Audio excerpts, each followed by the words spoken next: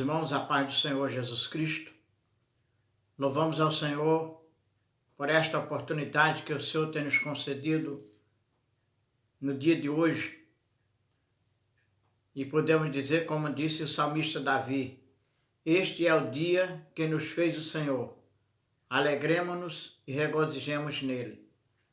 E nesta noite nós iremos trazer uma palavra bíblica, extraída da nossa inerrante, infalível palavra de Deus para os vossos corações.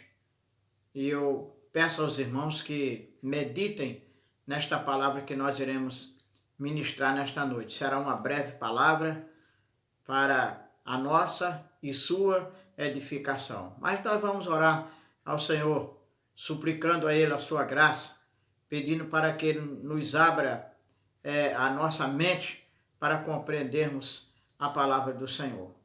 Curve a sua cabeça e oremos. Maravilhoso Deus, Pai de nosso Senhor e Salvador Jesus Cristo, a quem rendemos a honra, a glória e o louvor. Rendemos graça ao teu nome, Senhor, por esta oportunidade que o Senhor tem nos concedido, depois de o Senhor ter nos concedido um dia abençoado, um dia na tua presença, e agora estamos diante da tua palavra para meditar nesta palavra. Senhor, abre a nossa mente para compreender a tua palavra, de forma que possamos edificar as nossas vidas para a glória do teu nome. Senhor, toma a tua igreja nas tuas mãos, esta igreja morena, comprada e remida pelo sangue do Cordeiro, e queimada com o sol da justiça, que o Senhor possa abençoar cada um de nós, derramando sobre nós a sua graça e sustentando, Senhor, a nossa alma, sustentando o nosso espírito nesses dias em que nós estamos vivendo, como disse Paulo já profetizava lá nas suas epístolas, vivendo dias trabalhosos, mas o Senhor tem estado conosco. O Senhor não tem deixado faltar, principalmente o alimento espiritual que é a tua palavra. Então, Senhor, toma os teus filhos nesta noite, que vão ouvir e receber esta palavra, que o Senhor possa conceder da tua graça. É o que nós te pedimos em nome daquele que vive e reina para todos sempre. Amém, Jesus. Então, meus irmãos, nós temos como o texto sagrado nesta noite, para a nossa meditação, o Evangelho de João, capítulo 14. É um texto bem conhecido, mas nós iremos aprender algumas lições para a nossa vida nesse texto. O texto sagrado diz bem assim: e quando eu for e vos preparar lugar, virei outra vez e vos levarei para mim mesmo, para que onde eu estiver, estejais vós também. Bem, querido, aqui está uma das muitas promessas do Senhor para a minha e para a sua vida. E como é do conhecimento nosso, através do Espírito Santo, que o Senhor, ele não muda, ele não falha com a sua palavra. Inclusive, no Evangelho de Mateus, capítulo 24, e o versículo 34, vai dizer que passarão os céus e a terra, mas as minhas palavras não hão de passar. Então, esta promessa aqui, ela vai se cumprir. Vai chegar o momento que esta promessa, ela vai se cumprir, o Senhor vai cumprir com esta promessa, de ter ao seu lado esta igreja sofrida, esta igreja que muitas vezes padeceu perseguição por amor ao autor desta igreja, que é o próprio Jesus Cristo. Porque a prova disto nós vemos no Evangelho de Mateus, capítulo 16 e o versículo 18, ele afirmando: edificarei a minha igreja, e as portas do inferno não prevalecerão contra ela.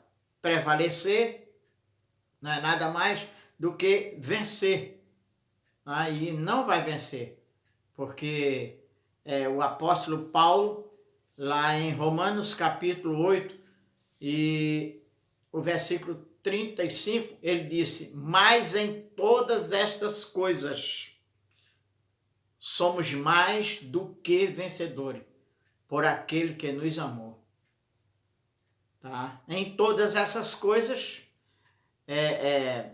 nas tribulações, nas perseguições, nas angústias e em diversas áreas que somos perseguidos.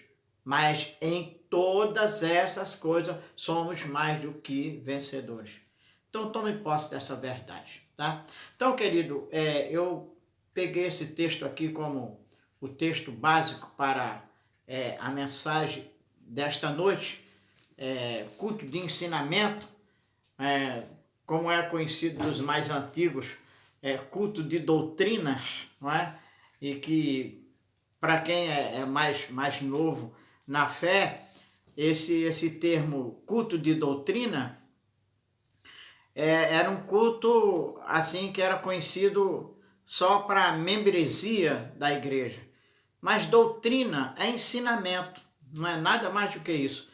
As pessoas faziam vilão do culto de doutrina, mas culto de doutrina é ensinamento, tá? Da palavra de Deus.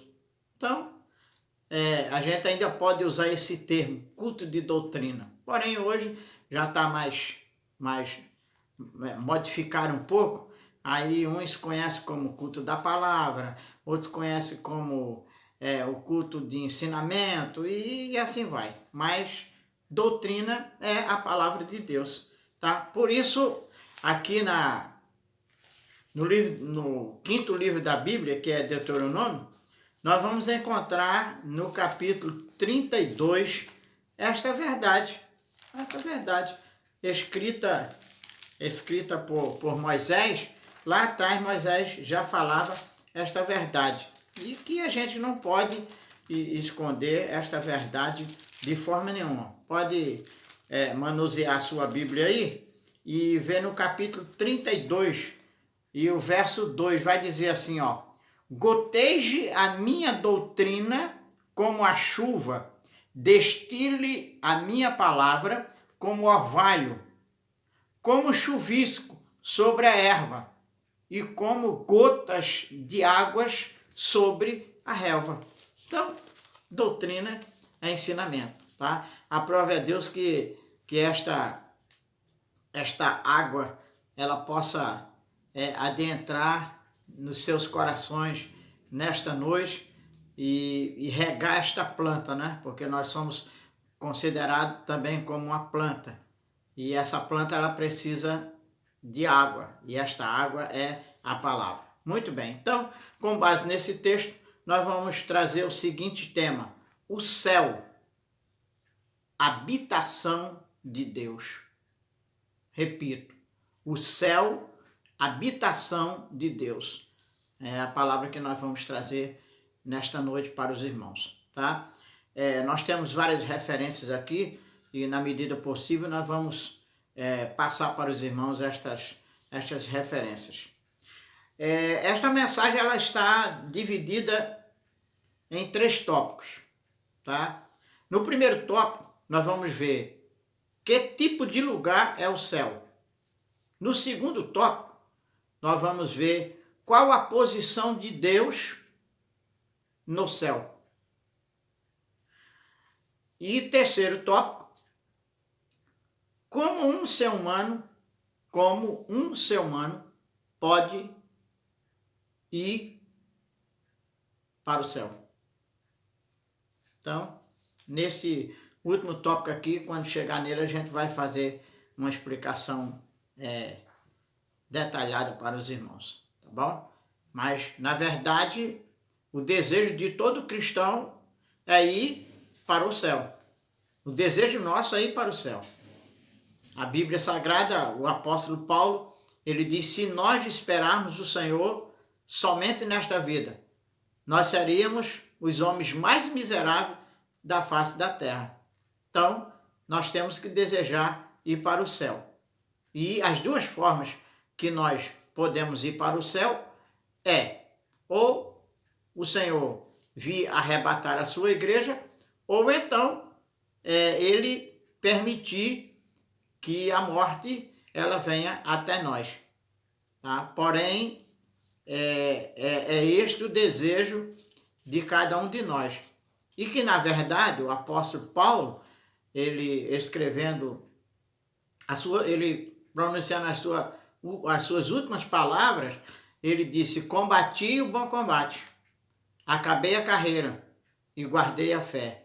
E o que me resta agora é a coroa que o justo juiz me dará naquele dia, não somente a mim, mas a todos quanto amarem a vinda do Senhor. 2 Timóteo, capítulo 4, versículo 7 e o versículo 8. Você pode acompanhar esse texto aí. Bom, então nós vamos ao primeiro tópico. Que tipo de lugar é o céu? Primeiro, o céu é um lugar de luz. O céu é um lugar de luz. Então nós vamos acompanhar à luz da Bíblia Sagrada essa narrativa, que o céu ele é um lugar de luz. É por isso que nós temos que desejarmos ir para esse céu de luz. Apocalipse, capítulo de número 22 e os versos 4 e 5. Diz assim, ó: e verão o seu rosto, e nas suas testas está o seu nome. E ali não haverá mais noite, e não necessita de lâmpada, nem de luz do sol, porque o Senhor Deus os ilumina, porque o Senhor Deus os ilumina, e reinará para todo sempre. Então, querido, o céu é um lugar de luz. Como é bom você estar onde tem luz. Coisa linda. Muito bom. Segundo, o céu é um lugar belo. O céu é um lugar belo. Apocalipse também, versos 1, 2 e 3, do capítulo 22. E mostrou-me um rio puro da água da vida, claro como cristal, que procedia do trono de Deus e do Cordeiro. Agora ele vai descrevendo assim, ó: no meio da sua praça, de uma e de outro lado do rio, estava a árvore da vida, que produz 12 frutos, dando seu fruto mês em mês. E as folhas da árvore são para a saúde das nações. Verso 3. E ali nunca mais haverá maldição contra alguém. Nela estará o trono de Deus e do Cordeiro, e os seus servos o servirão. Então aí está. O céu é um lugar belo. Precisamos de reavivar esse desejo nosso de irmos para o céu. Vamos correr, porque o tempo é curto. Número 3. Um lugar de descanso. O céu também é um lugar de descanso. Apocalipse, capítulo 14. E o verso de número 13, ele diz o seguinte: ouvi uma voz do céu que me dizia: escreve, bem-aventurados os mortos que dormem ou que morreram no Senhor. Sim, diz o Espírito, para que descanse do seu trabalho e as suas obras siga. Então, o céu é lugar de descanso. Por isso que Miqueias 2:10 nos traz uma exortação. Levantai-vos e andai, porque não é aqui o vosso descanso. Muito bem. E em quarto lugar, o céu é um lugar eterno. Céu é um lugar eterno. Segunda carta de Paulo aos Coríntios, capítulo 5, nós vamos ler esta verdade que nos alimenta. Diz assim, porque sabemos que se a nossa casa terrestre deste tabernáculo se desfizer, temos de Deus um edifício, uma casa não feita por mãos, eterna nos céus. Tá, querido? Então, mesmo que quando fala deste tabernáculo, está falando de nós, não é da nossa casa onde nós moramos. Está falando de nós, pessoa. Então, mesmo que venha se desfazer, mas nós temos um edifício, uma casa não feita por mão, eterna nos céus. Maravilha. O segundo tópico do nosso ensinamento nesta noite é qual a posição de Deus no céu. Primeiro, Deus é o possuidor do céu. Que coisa linda, né? E onde nós lemos esta verdade? Vamos lá para o livro de Gênesis. Vamos lá para o livro de Gênesis, capítulo de número 14. Tá? Acompanha aí, irmão.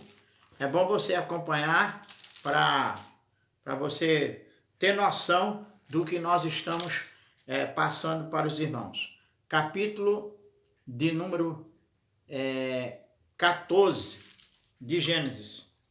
A partir do versículo 20, diz assim, bendito seja o Deus Altíssimo, que entregou os teus inimigos nas tuas mãos. E Abraão deu-lhe dízimo de tudo. E o rei de Sodoma disse a Abraão, dai-me a mim as pessoas, mas os bens torna para ti. Abraão, porém, disse ao rei de Sodoma, levantei minha mão ao Senhor, o Deus Altíssimo, o possuidor do céu e da terra. Então, a posição de Deus concernente ao céu é que ele é o possuidor do céu. Por isso seu filho disse, se eu for e vos preparar lugar, virei outra vez e vos levarei para mim mesmo, para que onde eu estiver, estejais vós também. É por isso que ele tinha convicção que ele voltaria, porque tinha lugar preparado para mim e para você, tá? Então, em segundo lugar, Deus habita no céu. Deuteronômio, capítulo 26, versículo 15. Deuteronômio 26, 15, vai dizer bem assim, olha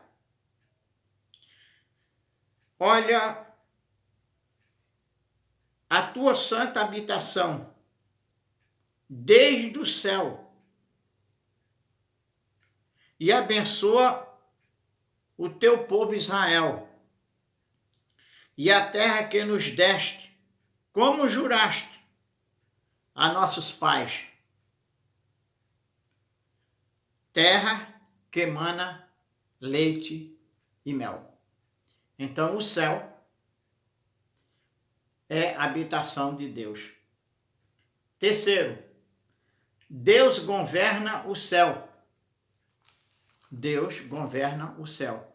Esta verdade nós encontramos no Evangelho de São Mateus, capítulo de número 6 e o versículo de número 10. Eu sei até de cor, mas eu quero ler para os irmãos nos acompanharem. Então, verso 10 vai dizer: venha o teu reino,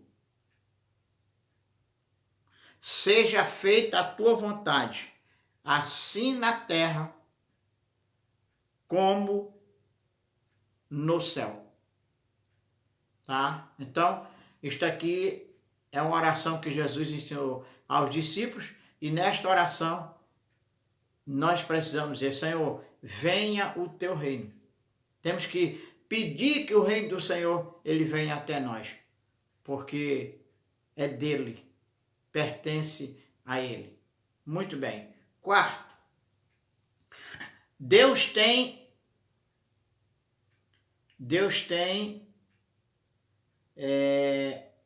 mansões para nos oferecer no céu. Evangelho de João, a partir do verso de número 1, 14, primeiro vai dizer: não se turbe o vosso coração, credes em Deus, crede também em mim. Na casa de meu pai há muitas moradas. Se não fosse assim, eu vos teria dito: vou preparar-vos lugar. Então, na casa, no céu, o Senhor já preparou mansões, moradas para cada um de nós. Tá? E para encerrarmos, nós temos aqui, como palavra de encerramento, o terceiro tópico: como um ser humano pode ir ao céu? Tá? Existem algumas condições. Primeiro, a primeira condição para nós irmos ao céu. Tá, antes de falar a primeira condição, eu quero mostrar aqui que quando a gente fala como um ser humano pode ir ao céu, nós não estamos falando do ser humano em si, como matéria, não. Mas nós estamos falando do que Paulo escreveu aos Filipenses, capítulo de número 3, Filipenses, capítulo 3, acompanha aí também. Eu faço questão que os irmãos acompanhem. Filipenses, capítulo 3, versículo de número 21, que diz assim, que transformará o nosso corpo abatido para ser conforme o seu corpo glorioso, segundo o seu eficaz poder de sujeitar também a si mesmo todas as coisas. Então, esse ser humano, esse corpo, esse ser aqui que vai habitar no céu, não é materialmente falando, é num corpo glorioso. Deus vai nos transformar num corpo glorioso e estaremos para sempre com o Senhor. Então, em primeiro lugar, ou a primeira condição para morar no céu é através do sangue de Jesus Cristo. 1 João 1,7. Mas se andarmos na luz, como ele na luz está, temos comunhão uns com os outros, e o sangue de Jesus Cristo nos purifica de todo pecado. Então, é através do sacrifício de Cristo e pelo seu sangue que nós garantimos a nossa nova morada, a nossa habitação nos céus. Tá? Apocalipse capítulo 5 e o versículo 9, nós temos um versículo que diz assim: e cantavam um cântico novo, dizendo: digno és de tomar o livro e de abrir os seus selos, porque foste morto e com o teu sangue compraste para Deus homem de todas as tribos, línguas, povos e nações. Então aí está, só vai habitar nos céus quem foi comprado pelo sangue do Cordeiro. A segunda condição, nós precisamos de professar a nossa fé na pessoa de Jesus Cristo. Hebreus capítulo 11, o versículo 6 vai dizer: porque sem fé é impossível agradar a Deus, porque é necessário que aquele que se aproxima de Deus creia que ele existe e que ele é galardoador dos que o buscam, tá? Terceiro, nós também precisamos de pertencer a uma igreja. E que igreja é essa? É a própria igreja que ele fundou. Aquela igreja que ele falou lá em Mateus 18, Mateus 16, a partir do versículo 15, quando dentro de uma afirmação de Pedro, uma afirmação totalmente espiritual, ele diz: sobre a tua palavra edificarei a minha igreja, e as portas do inferno não prevalecerão contra ela. Então, só vai morar no céu quem fizer parte desta igreja aqui. Não é uma denominação em si, é a igreja comprada e remida pelo sangue do Cordeiro, tá? Terceira condição, ou melhor, quarta e última condição, nós precisamos de ter o nosso nome escrito no livro da vida. Então, só vai habitar lá quem tiver o seu nome escrito no livro da vida. Vamos ver o que Jesus falou para os seus discípulos. Os discípulos chegaram de uma grande batalha, vamos dizer assim, de uma grande conferência espiritual, em que os demônios caíam do céu, em que pessoas eram libertas, e por aí, chegaram todo alegre. Aí Jesus deu uma palavra para eles naquele momento e disse assim, mas não vos alegreis, porque se vos sujeitam os espíritos, mas alegrai-vos por estarem os vossos nomes escritos no livro da vida. Então, querido, que Deus abençoe a sua vida nesta noite e que possamos fazer de tudo para um dia habitarmos neste céu e nesta nova terra.